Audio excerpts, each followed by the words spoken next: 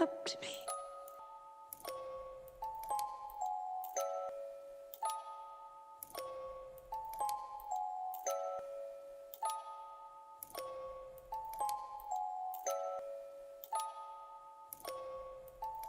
Nosferatu.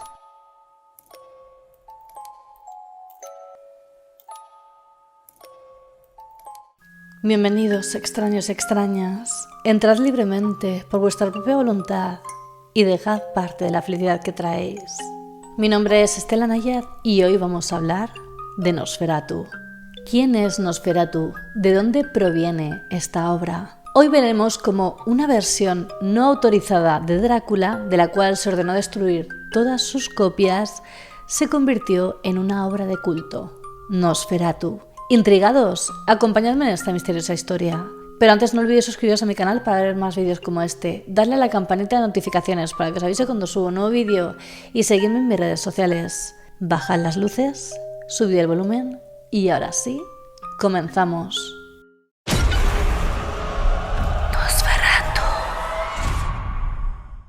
Antes de comenzar, quisiera recordaros que por fin hemos lanzado nuestra propia colección de merchandising del canal. Tenéis el link en la descripción. Pero regresemos a la historia. Hoy veremos cómo una versión no autorizada de Drácula, de Bram Stoker, se convirtió en un icono y en una película de culto.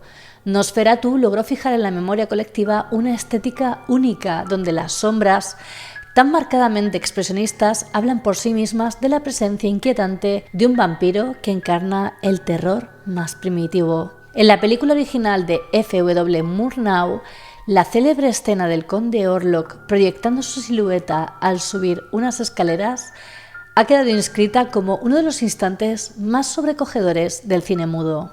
El año 2024 ha marcado un hito para los amantes del cine de terror con el estreno de la nueva adaptación de Nosferatu, dirigida por Robert Eggers. Esta producción retoma la icónica figura del vampiro que a lo largo de un siglo se ha convertido en un símbolo universal de lo siniestro y lo sobrenatural.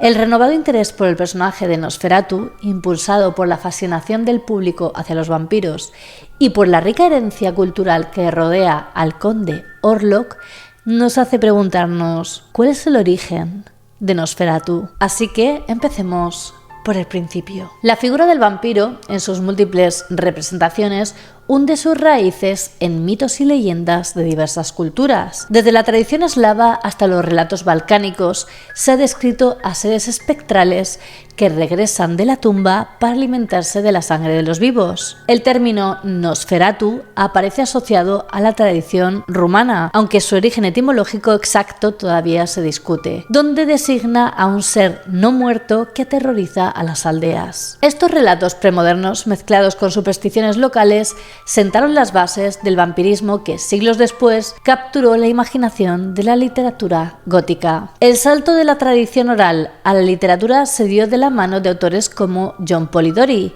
quien en su obra El vampiro de 1819 presentó a un aristócrata siniestro que seducía a sus víctimas. También fue decisivo el influjo de Carmila de 1872 de Sheridan Le Fanu, cuya atmósfera opresiva y la sutil seducción de una vampira femenina prefiguraron muchos de los elementos que más tarde consagraría Bram Stoker en Drácula de 1897, donde consolidó la imagen moderna del vampiro, un ser que conjuga romanticismo, terror y erotismo. Aunque Drácula fue la fuente de inspiración directa para numerosas adaptaciones, el personaje de Nosferatu en el cine supuso un acercamiento distinto. Tomó la esencia literaria de Stoker, pero la transformó en un ente aún más perturbador y cadavérico, estableciendo una nueva iconografía del vampiro en el cine. La primera adaptación cinematográfica de la novela de Bram Stoker no fue, en rigor, la versión oficial de Drácula, sino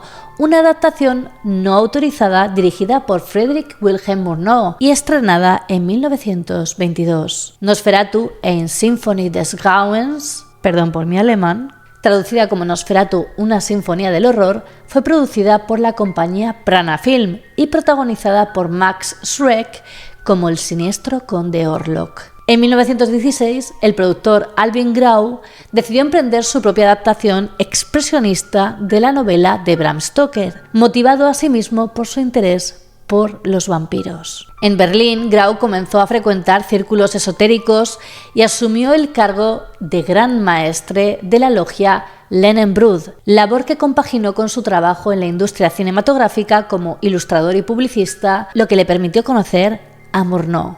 Con la intención de llevar a la gran pantalla Drácula, Grau fundó Prana-Film y se involucró profundamente en la producción de Nosferatu, diseñando los storyboards, los decorados, el vestuario y toda la estrategia de marketing. Vinculado a corrientes ocultistas, entre otros a Aleister Crowley y a la Fraternitas Saturni, Grau se encontró con la negativa a ceder los derechos de la novela, por lo que se vieron obligados a modificar ciertos detalles. El conde Drácula pasó a ser el conde Orlok. Este largometraje mudo, ejemplo emblemático del expresionismo alemán, aprovechó las sombras y los encuadres retorcidos para reflejar la inquietud que suscitaba la imagen de Orlok. El expresionismo alemán fue un movimiento artístico surgido en Alemania a principios del siglo XX, caracterizado por la distorsión deliberada de la realidad y el empleo de contrastes extremos de luz y sombra para manifestar las emociones y la subjetividad de forma intensa y provocadora. A diferencia del aristócrata refinado de Stoker, Nosferatu se presentaba como una criatura ratonil y funesta,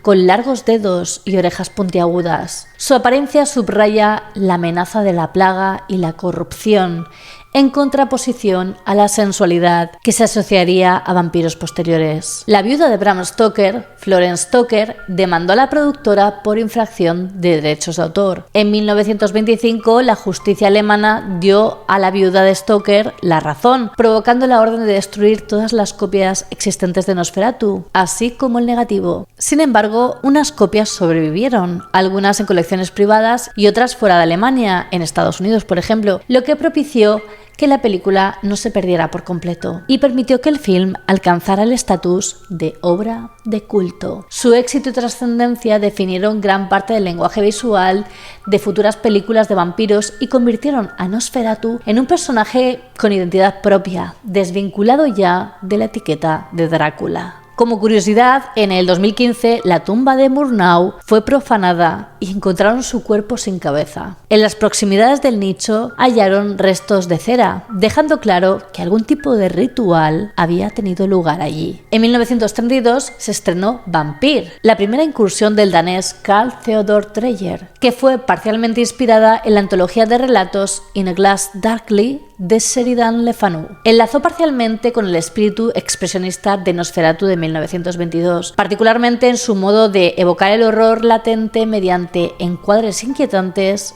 y sombras envolventes. 57 años después del estreno de la versión de Nosferatu de Murnau, el director alemán Werner Herzog decidió reinterpretar la historia de Orlok en Nosferatu, Phantom der Nacht, en español Nosferatu, Fantasma de la Noche, de 1979. El film estuvo protagonizado por Klaus Kinski en el papel de vampiro, acompañado por Isabel Adjani y Bruno Ganz. Herzog, figura clave del nuevo cine alemán, buscó rendir homenaje a Murnau al mantener la atmósfera inquietante y el ritmo pausado, pero dotando al relato de un tono más reflexivo y poético. Kinski interpretó a un Nosferatu atormentado, un ser que encarna la melancolía y la tragedia de una existencia eterna.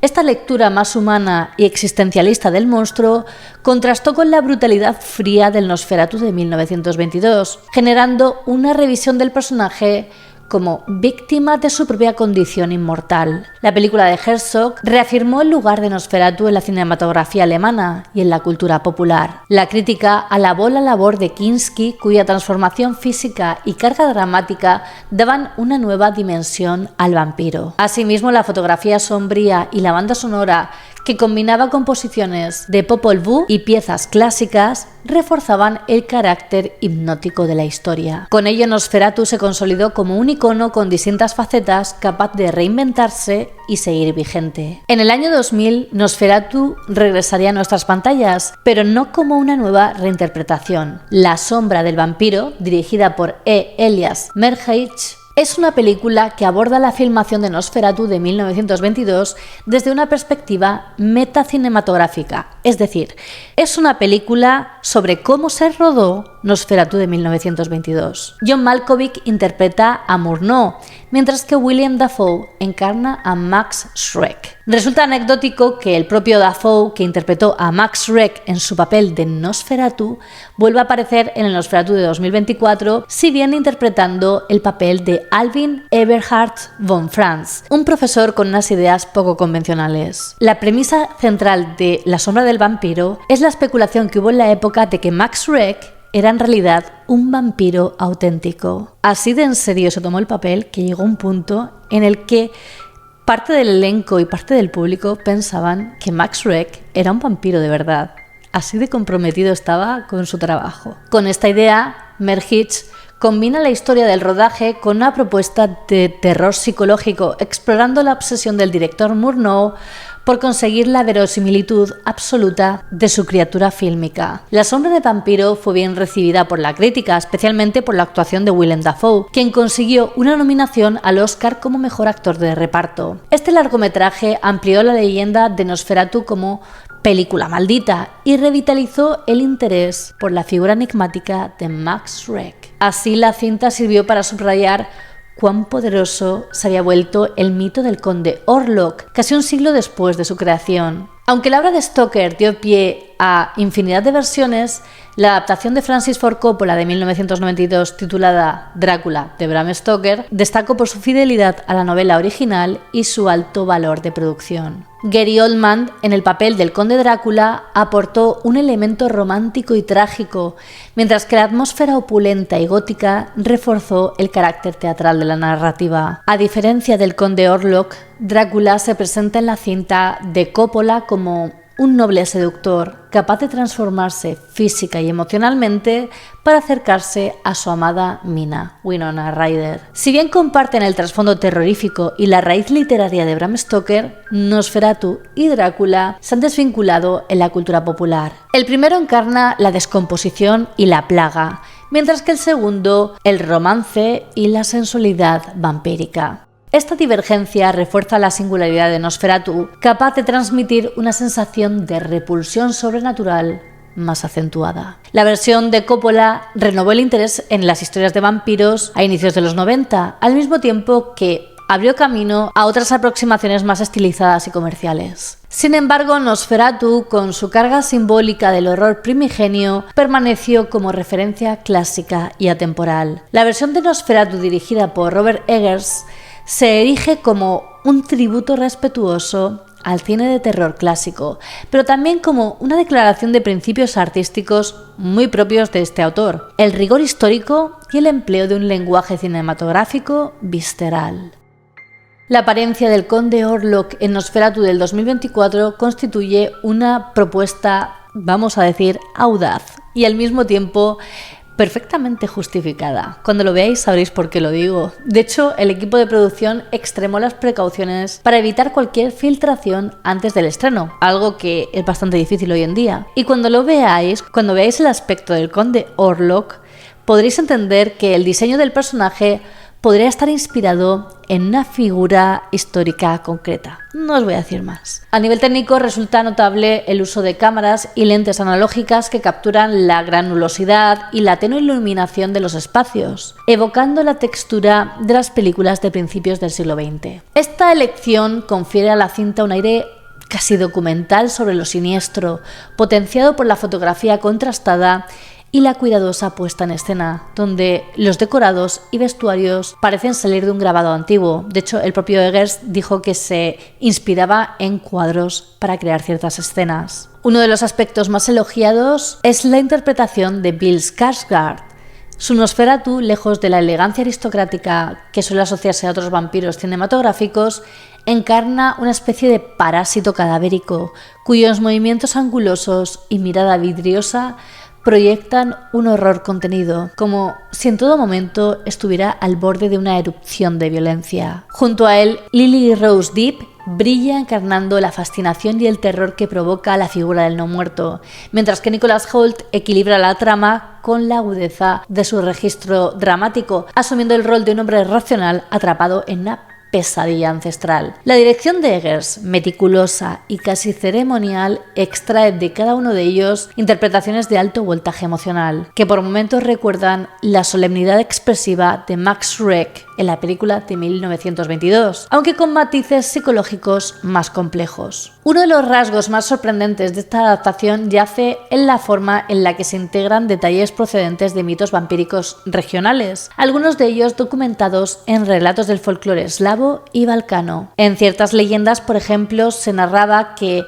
el vampiro podía morder en el pecho de la víctima, cerca del corazón, concebido como morada del alma, en lugar del convencional mordisco en el cuello popularizado por la tradición de Drácula. Eggers, reconocido por su afán de verosimilitud histórica, ha elegido incorporar un matiz de esa variante, subrayando el origen casi bestial y profundamente profano de su criatura. Este gesto enriquece la dimensión simbólica del vampiro, devolviéndolo a un ámbito supersticioso y rural, en contraposición al retrato más refinado y seductor heredado de Bram Stoker o Polidori. En el film se recogen todas aquellas supersticiones más viscerales y antiguas ligadas a la figura del vampiro. La banda sonora se alinea en una tónica inquietante que recorre toda la película, una partitura minimalista que retoma los principios de la música incidental del cine mudo, pero los transforma en un lenguaje sonoro moderno que intensifica la sensación de hallazgos en un mundo gobernado por fuerzas arcaicas. De hecho, hay un par de sustos. Esta película representa un logro notable para los amantes del terror y la cinefilia en general,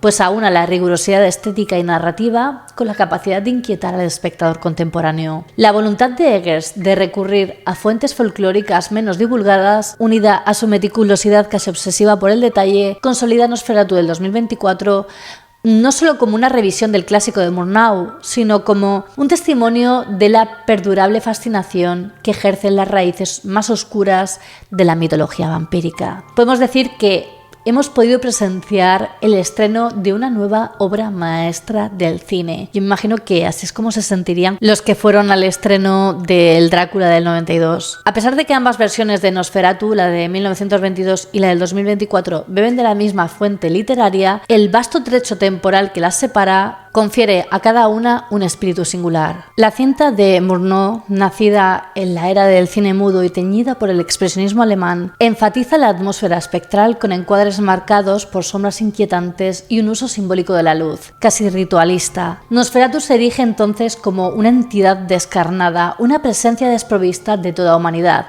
un símbolo puro del terror que, a pesar de carecer de diálogos sonoros, habla con la imagen y el silencio. El aire primigenio del Orlok de 1922 guarda su fuerza en la austeridad de la narrativa y en la innovación de su tiempo. En contrapunto, la interpretación de 2024 dirigida por Eggers se nutre de la amplitud de recursos técnicos y estéticos del presente, aunque conserva la esencia opresiva y anómala del clásico. El director, fiel a su estilo detallista, aborda la oscuridad como un espacio tangible en el que se gestan miedos ancestrales, atemperados por un diseño sonoro envolvente y una fotografía que, evocando al cine original, se complace en el claroscuro y en el meticuloso grano fílmico. La modernidad no merma aquí el aliento tenebroso, sino que lo refuerza a través de un ritmo narrativo envuelto en silencios densos y un realismo crudo, tan penetrante como la propia silueta del vampiro. En 1922, Nosferatu se filmó en blanco y negro con intertítulos y una fuerte influencia del teatro expresionista. La fotografía de Murnau fue revolucionaria para su tiempo. Eggers, sin embargo, dispone de avances tecnológicos abrumadores, desde iluminación y efectos especiales hasta sonido envolvente, que permiten una experiencia audiovisual mucho más inmersiva. Aún así, Eggers se mantendría fiel a la esencia sombría y malsana del original, evitando el exceso de efectos digitales. Escenas tenebrosas teñidas de un frío azul rozan el blanco y negro, trasladándonos a otra época. Max Schreck plasmó un Nosferatu que se define por sus rasgos inhumanos, su delgadez espectral y su movimiento mecánico. Bill Skarsgård, conocido por interpretar personajes siniestros como el payaso de It, retomaría las cualidades más grotescas del vampiro pero con un matiz psicológico. Su caracterización se inspira en el expresionismo clásico, mezclado con la intensidad que el actor suele inyectar en sus papeles y un realismo icónico que representa al cine actual. Cuando lo veáis es que os va a costar reconocerlo y tuvo que aprender diálogos en otro idioma para poder interpretar el papel. La puesta en escena del Nosferatu de 1922 potencia las sombras hasta convertirlas en auténticas extensiones de la amenaza vampírica. Esto se quedaría grabado en la iconografía popular. La secuencia en la que el conde Orlok proyecta su silueta contra la pared al subir unas escaleras estrechas se ha convertido en un hito del cine de terror. Todo el mundo lo tiene en mente. En Drácula de 1992, Francis Ford Coppola juega igualmente con la sombra del conde, aunque de manera más teatral y barroca. Por ejemplo, en el castillo de Drácula, la sombra de Gary Oldman parece retorcerse y actuar con independencia de su cuerpo, reforzando la idea de que el conde encarna fuerzas sobrenaturales que trascienden a la lógica. En la versión de Nosferatu de 2024, Robert Eggers retoma no solo la sombra angulosa y alargada de la cinta de Murnau, sino también la plasticidad casi danzante que Coppola emplea para transmitir la omnipresencia del vampiro. Se han documentado tomas concretas que evocan la silueta rasgando la pared de 1922, especialmente en secuencias de interiores mal iluminados donde las velas proyectan contornos dispares. Un claro guiño a la iconografía expresionista y planos en los que la sombra parece moverse con mayor rapidez que el propio cuerpo, en clara referencia a la forma en la que Drácula manipulaba la luz en la película de 1992. La silueta amenazante del Nosferatu del 22 y la temida sombra de la mano, casi como una garra del Drácula del 92, están representadas en la propuesta actual. Los planos secuencia lentos y la cámara casi estática en algunas escenas refuerzan el desasosiego. Además, la dirección de arte evoca interiores sombríos, callejuelas estrechas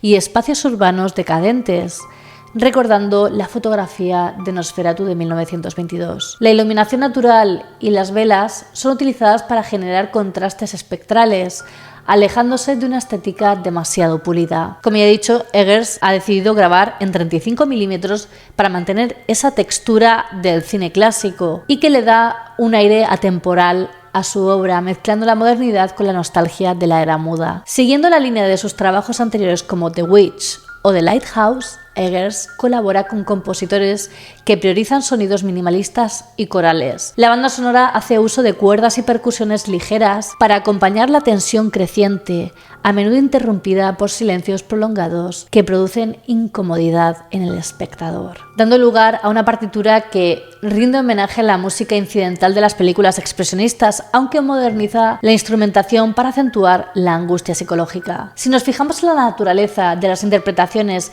y en la exquisita dirección actoral que nutre la versión del 2024, descubrimos un elenco que asume su rol con un rigor casi ceremonial. Bill Skarsgård, llamado a reencarnar al conde Orlok, transita con delicadeza entre lo monstruoso y lo humano, modelando su gestualidad en una suerte de danza macabra que remite inevitablemente a la rigidez espectral de Max Schreck. Sin embargo, ahora adquiere matices psicológicos más complejos, apuntalados por la expresividad ominosa de su mirada y por la contención de sus movimientos. Hace una interpretación fascinante. Frente a él, Lily Rose Depp, en uno de sus mejores papeles, canaliza la inocencia y el desconcierto propios de un personaje que descubre que el mal no es solo una amenaza figurada, sino una presencia corpórea. Eggers, en contraposición con Coppola, no tiene miedo a recurrir al feísmo y al realismo. La interpretación encarnada por Lily Rose Depp como Ellen la lleva a presentar una imagen angelical, sí, pero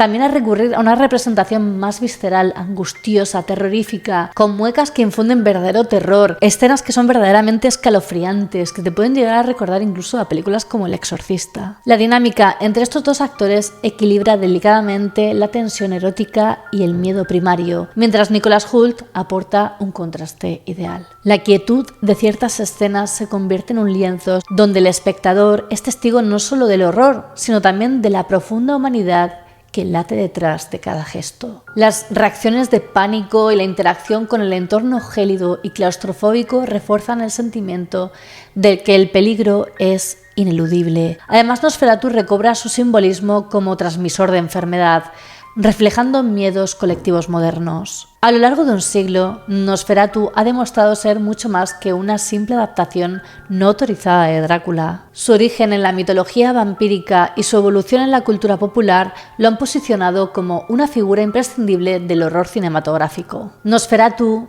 ha sabido adaptarse a cada época, aportando lecturas diferentes sobre la figura del vampiro y ampliando su alcance simbólico.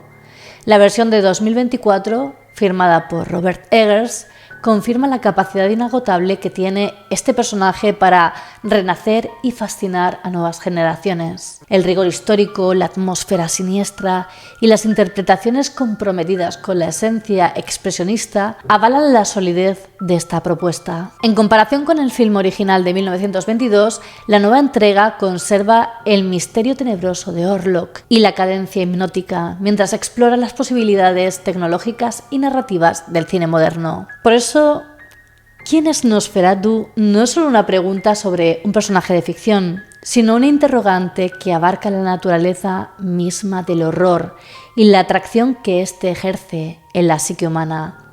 La respuesta, al menos en el plano cinematográfico, es la del eterno retorno, un icono que no deja de provocar desasosiego y fascinación, renovándose con cada giro de la historia y cada encarnación en la gran pantalla. Y bueno, hasta aquí el vídeo de hoy.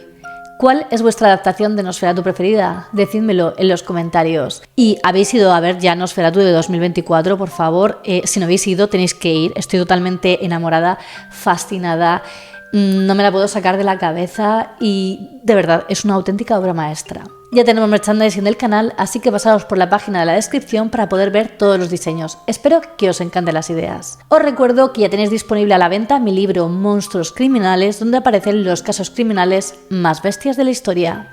Os he dejado también los links de mi equipo de grabación en la descripción por si os interesa conocer mi set de rodaje. Quería agradecer a mis mecenas de Patreon por el apoyo que me brindan. Sin vosotros no sería posible. Si vosotros también queréis apoyarme, os dejo el link a Patreon en la descripción, donde también podéis ver los beneficios de cada nivel. Y quería hacer una mención especial a los miembros de la Orden del Dragón: a Alejandro Rebón Portillo, Douglas Prieto y José Antonio Esteve. Muchísimas gracias por vuestro apoyo y por ayudarme a seguir creando estos vídeos. Y ya sabéis que aprecio a todos mis extraños y extrañas, ya seáis nuevos o antiguos extraños del canal. Como siempre, me da mucho que si os ha gustado el vídeo lo compartáis en vuestras redes sociales. Dadle a like a saber que queréis que haga más vídeos como este, suscribiros a mi canal y dadle a la campanita de notificaciones. No olvidéis seguirme en todas mis redes sociales, os las dejo por aquí y en la descripción, especialmente en Instagram, que es donde estoy más activa y subo material muy interesante. Y ahora sí me despido, nos vemos en el próximo vídeo. Recordad que subo nuevos vídeos cada semana. Hasta pronto.